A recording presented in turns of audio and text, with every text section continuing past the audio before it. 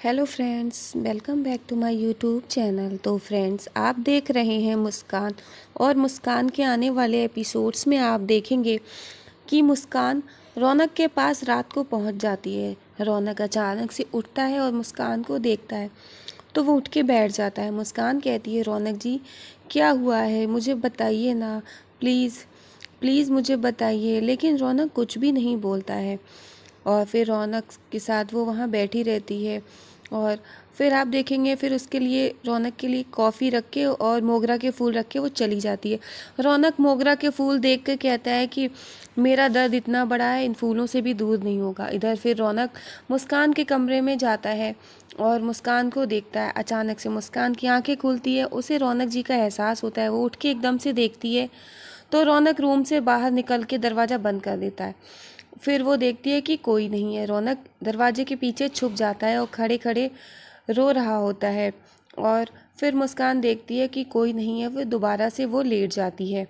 इधर आप देखेंगे कि सर जी गायत्री जी से कहते हैं कि एक एग्जीबिशन है और वहाँ पर हमें जाना होगा, वहाँ पर डीएम साहब आ रहे हैं। तो गायत्री जी कहती हैं ठीक है। और फिर इधर सर जी कहते हैं कि वहाँ पर जाना ज़रूरी है। इधर मुस्कान ये बातें सुन लेती है।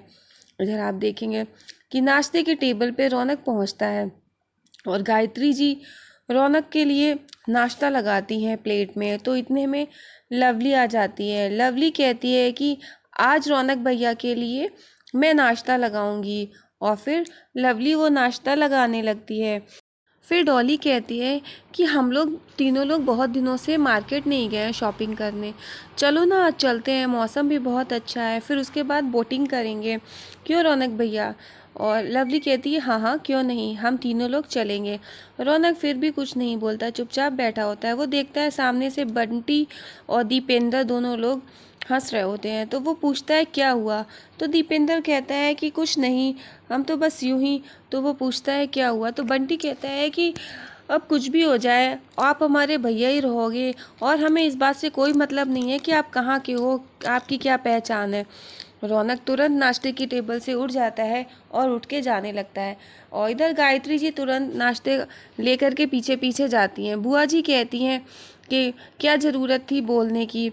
तो फिर बाकी के लोग कहते हैं मुस्कान को भी बता दो रौनक का सच, ताकि ये किस्सा यहीं ख़त्म हो और फिर रोज़ रोज़ का डर भी ख़त्म। तो बुआ जी कहती हैं कि कोई ज़रूरत नहीं है मुस्कान को बताने की, मुस्कान को आज पता चले या कल, उसको तो घर छोड़ के जाना ही है रौनक की ज़िंदगी से।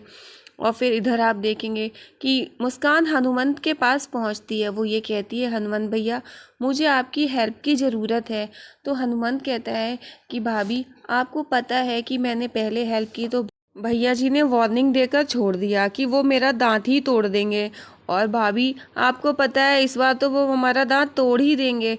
तो मुस्कान कहती है कि हनुमान भैया आपको पता है मैं ये सब रौनक जी के ही लिए कर रही हूँ, वो पता नहीं किसी दर्द में है, सर जी ने जाने उनसे क्या ऐसा कह दिया है कि वो बिल्कुल ही बदल गए।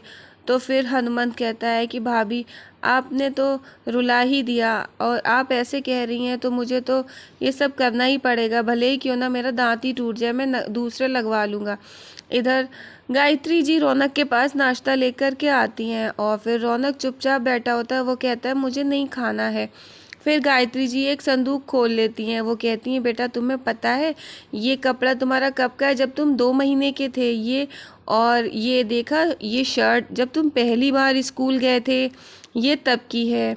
और तुम्हें पता है जब तुम जा रहे थे और तुम दरवाजे से स्कूल की बस के लिए जा रहे थे तो तुम पीछे पलट पलट के मुझे देख रहे थे। और फिर गायत्री जी कहती हैं कि रौनक तुझे याद है कि तू कैसे स्कूल गया था और तूने पहले ही सबसे पहले क्या लिखा था। तो फिर वो स्लेट निकालती हैं। वो बताती हैं देख सबसे पहले तूने अपनी स्लेट पर माँ लिखा था और ये देखकर तू बहुत खुश हुआ था।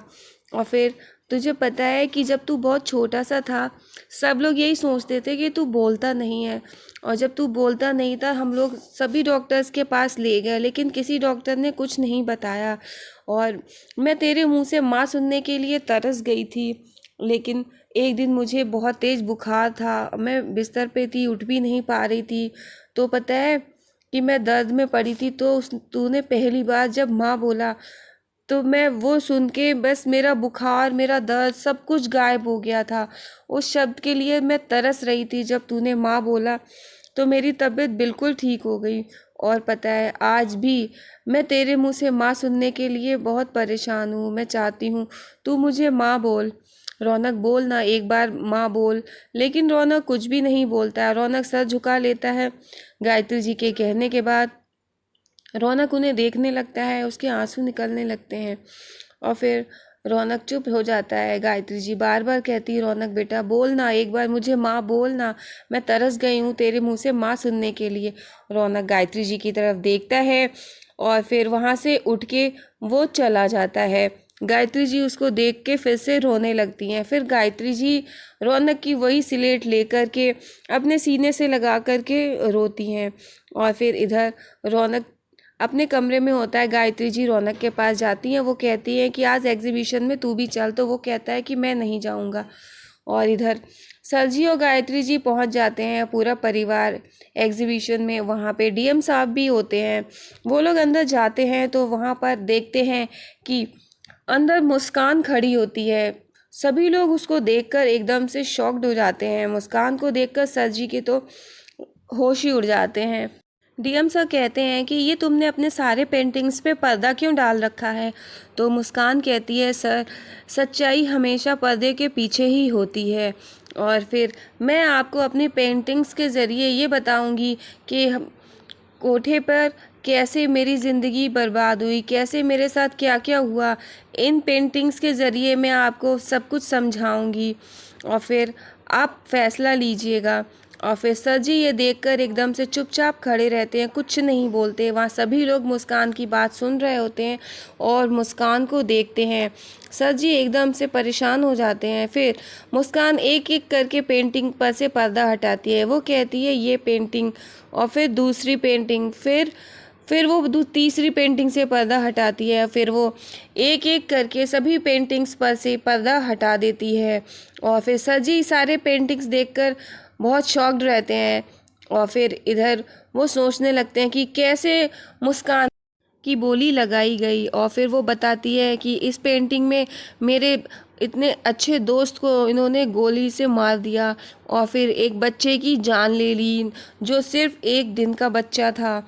और फिर वो डीएम साहब से कहती है कि सर जी ऐसे इंसान के खिलाफ कार्रवाई होनी ही चाहिए।